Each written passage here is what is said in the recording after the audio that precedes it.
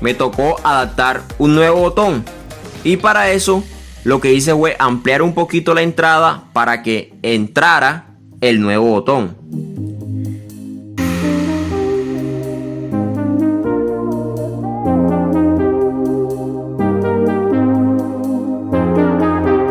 Y como ven, entró perfecto.